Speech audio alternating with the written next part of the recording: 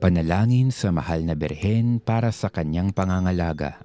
Manalangin po tayo. Sa ngalan ng Ama, at ng Anak, at ng Espiritu Santo. Amen. Mahal na Ina, aking Reyna, inilalagay ko ang aking sarili sa ilalim ng iyong banal na pangangalaga at natatanging pagkupkop at sa yakap ng iyong habag ngayon at sa araw-araw at sa sandali ng aking kamatayan. Inihahabilin ko sa iyo ang aking katawan at kaluluwa. Ipinagkakatiwala ko sa iyo ang aking pag-asa at kaginhawahan ng loob, ang aking bagabag at aking pagdurusa, ang aking buhay at ang wakas nito.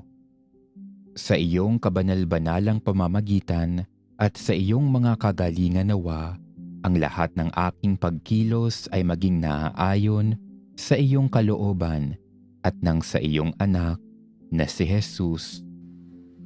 Ipagkatiwala natin sa ating mahal na Birheng Maria ang ating mga panalangin at kahilingan.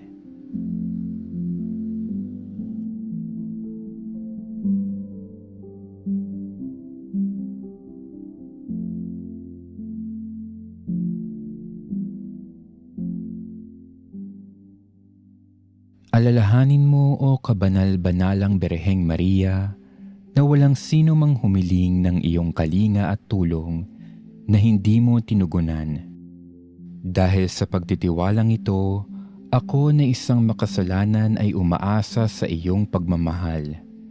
O Birhen ng mga Birhen at ina naming lahat, huwag mong biguin ang aking kahilingan sa aking mga pangangailangan, bagkus ako'y iyong dinggin at kaawaan. Amen. Sa ngalan ng Ama, at ng Anak, at ng Espiritu Santo. Amen.